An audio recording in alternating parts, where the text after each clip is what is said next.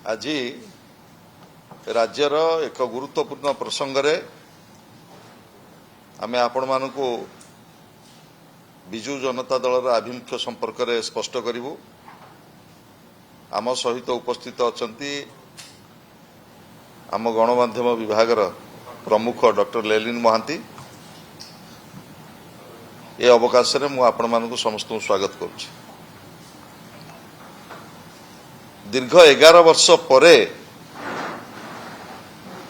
Coastal highway संपर्क रे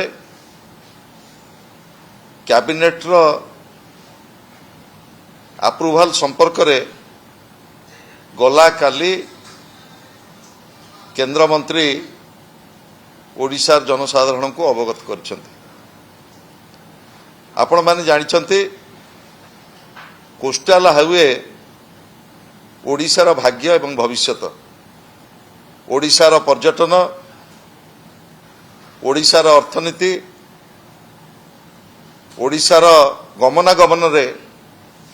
coastal highway गोटे गुरुत्वपूर्ण भूमिका निश्चित भाव रहिबो। 2015 मसीहा रे जेतेबेले महाप्रभु जगन्नाथंकर नवकळेबर से समय रे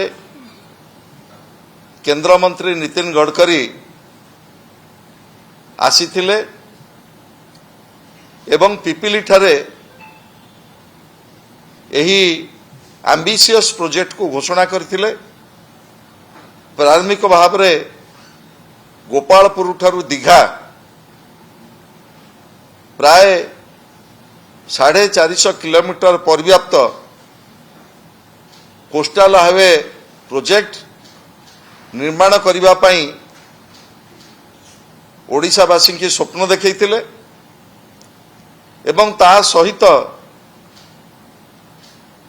आउ 3टी प्रोजेक्ट रो मध्ये घोषणा करा जायतला। द्वितीय प्रोजेक्ट भुवनेश्वर शहरर कटक भुवनेश्वर खोर्धा को नहीं कैपिटल रीजन रिंग रोड निर्माण करा जिवो एवं खोर्धार रामेश्वर ठारू चंदनपुर पर्यंत जगन्नाथ सड़क को जातीय राजपथ मान्यता दिया जाई तार विकास करा जिवो एवं पुरी ठारू स्टर्लिंग पर्यंत भुवनेश्वर ठारू स्टर्लिंग पर्यंत से रास्तार मध्य विकास करा जिवो। किंतु आज 11 वर्ष परे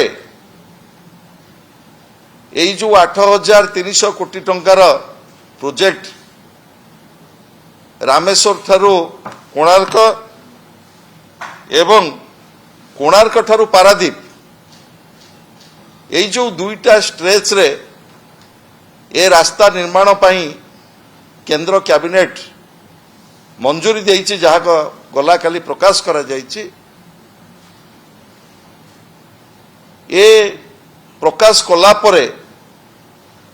ओडिशावासी संपूर्ण भाव में निराश होइछन्ति। ए प्रकल्प आरंभ होला परे ए अवधि भितरे तीन थर टेंडर डका जाइछि। केतेबेले 4 थकिया कुहा जाइछि रोड करा जिवो, ताकू 2 थकिया रोड रे परिणत करा जाइछि एवं 3 थर आ भितरे टेंडर कैंसल होइछि। ता अर्थ जेतेबेले जो टेंडर डका होइछि सेति पई प्रशासनिक एवं आर्थिक मंजूरी बोध हुए मिली नथिला। विभिन्न समय चिलिका भितरकनिका रो जो परिवेश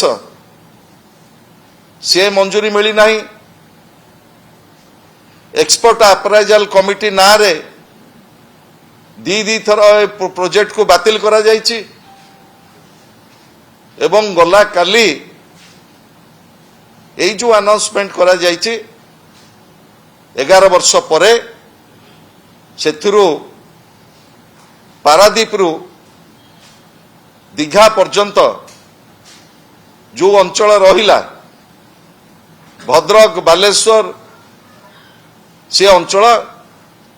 ए कैबिनेट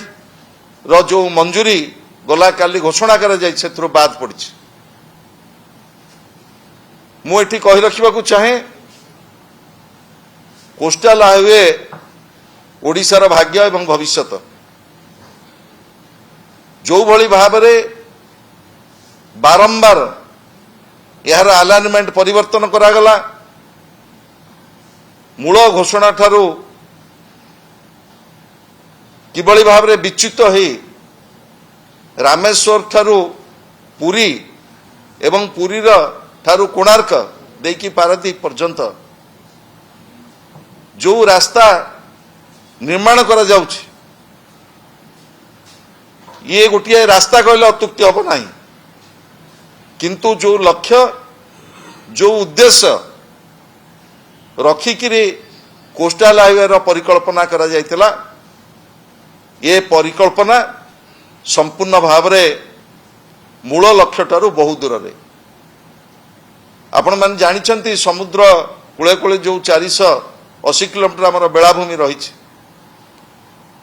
500 मीटर दूर रे सीआर जोड जोन बाहर ए कोस्टाल हाईवे जदि निर्माण होता तेबे पर्यटन गोटे विशाल सुजोग सृष्टि होता एवं बात्या परिचालन रे मध्य आमे गोटे लंबा जो संघर्ष करुचे बात्या समय ताकू मध्य आमे प्रोटेक्शन दिया जाई परिथांता गमनागमन ठू आरंभ करी फ्रेट कॉरिडोर रे मध्य गोटे जुगांतकारी परिवर्तन आसता खोर्धार रामेश्वर ठारू पुरी पर्यंत एवं पुरी ठारू कोणार्क पर्यंत एवं कोणार्क ठारू पारादीप पर्यंत ये जो रास्ताटी परिकल्पना करिकरी ताकू मंजूरी दिया जायछि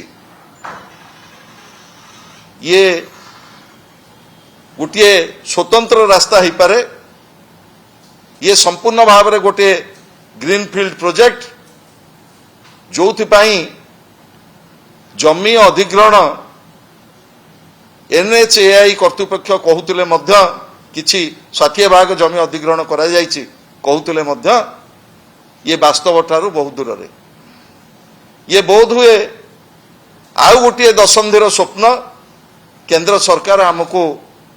गला काली देखैछंती कारण 2015 रो आज पर्यंत ये प्राय 11 वर्ष परे केंद्र सरकार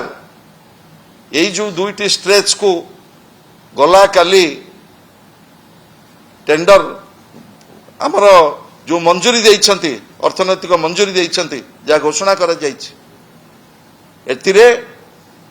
पर्यटन कौनसी सुजोग रहिबो नाही कारण ये जो लाइन टी निया जायछि जो मैपिंग करा जायछि ना समुद्र ना चिलिका जदियो आपण माने तार डिजाइन को अत्यंत सुंदर भाव में आपण मान पाखे प्रस्तुत करा जायछि आपण माने चिंता करंतु खोर्धार रामेश्वर पाखे कौ समुद्र एवं कौ चिलिका पर्यटक माने देखिबे जदि रामेश्वर टाकू कुहाजिब कोस्टाल हाईवे ताहले मोर किछि कहिबार नाही किंतु जो लक्ष्य जो उद्देश्य रखी कोस्टाल हाईवे परिकल्पना करा जायतिला से परिकल्पना ठो दूरे जाई गोटे नुआ ग्रीनफील्ड रास्तार जो केंद्र सरकार परिकल्पना करिकी गला काली मंजूरी दिया जायछि जहाँ घोषणा करिसेंते ये ओडिशार पर्यटन रे विशेष किछि भूमिका रखिबो नाही एवं मोर मने पकई देवा चाहूँचे माननीय केंद्र मंत्री नितिन गडकरी को ओडिशा रे से विभिन्न समय रे आसीथिबा बेले जहाँ जहाँ प्रतिश्रुति देइथिले कैपिटल रीजन रिंग रोड एवं रामेश्वर ठारू चंदनपुर 40 किलोमीटर जो जातीय राजपथर ସ୍ୱପ୍ନ ସେ କେବଳ ଦେଖେଇ ନଥିଲେ, ସେ କହିଥିଲେ ଖୁବ୍ ଶୀଘ୍ର ଆର ଟେଣ୍ଡର ମଧ୍ୟ ଆହ୍ୱାନ କରାଯିବ। এই দুইটি বাবদরে কেন্দ্র সরকার সম্পূর্ণ ভাবে নীরব, এনএচআই কর্তৃপক্ষ সম্পূর্ণ ভাবে নীরব। কোন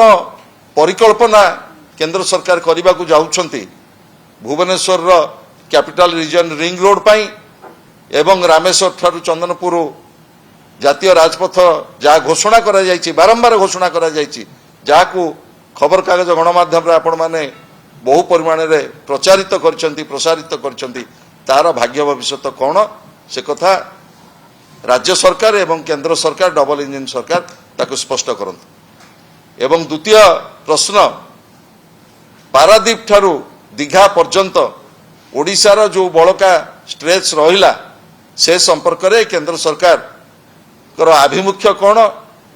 কেবে সে রাস্তা বাবদরে সরকার বিধিবদ্ধ নিষ্পত্তি নেবে তাকু মধ্য স্পষ্ট করন্তু। 11 বর্ষ পরে ডবল ইঞ্জিন সরকার ওড়িশাবাসী কি এই যে স্বপ্ন দেখাইছন্তি, এ স্বপ্ন গোটিয়ে রাস্তার পরিকল্পনা, ইয়ে ওড়িশার পর্যটন কিংবা আমার যে বারম্বার বর্ষ বর্ষ ধরি আমি যে সামুদ্রিক ঝড় এবং বাত্যাকু সম্মুখীন হচ্ছু তাকু রোকিবারে এ রাস্তা কৌশি প্রকার সহযোগী হব না। যদি প্রকৃতরে রাজ্য সরকার কেন্দ্র সরকারଙ୍କର আভিমুখ্য স্পষ্ট ওড়িশার উপকূল তটর বিকাশ করিবা পাই, তেবে চৈতন্য কনসলটান্সি কু কেন্দ্র সরকার যে দেইଥିଲେ প্রথমে ডিপিআর করিবা পাই, সে ডিপিআর টিকি পুনর্বার অধ্যয়ন করন্তু এবং চৈতন্য কনসলটান্সি যে ডিপিআর প্রস্তুত করিଥିଲେ গোপালপুর ঠারু দীঘা পর্যন্ত সে ডিপিআর কু যদি কার্যকারী করা যায় তেবে ওড়িশারে অদ্ভুতপূর্ব পর্যটনর লক্ষ্য কেবল আমি সফল হবা নাই, ওড়িশা বিকাশর এক মাইল খুঁট সৃষ্টি হব। মু দাবি করা চাহে ডবল ইঞ্জিন সরকার কু যে প্রশ্ন আজ 11 বর্ষ পরে আমি আজ রখুছু, আশা করুছু কেন্দ্র সরকার রাজ্য সরকার স্পষ্ট ভাবে এ সম্পর্কে মত তাঙ্কর রখিবে। ওড়িশার কোস্টাল হাইওয়ে পাই সরকারଙ୍କର লক্ষ্য এবং উদ্দেশ্য কোন।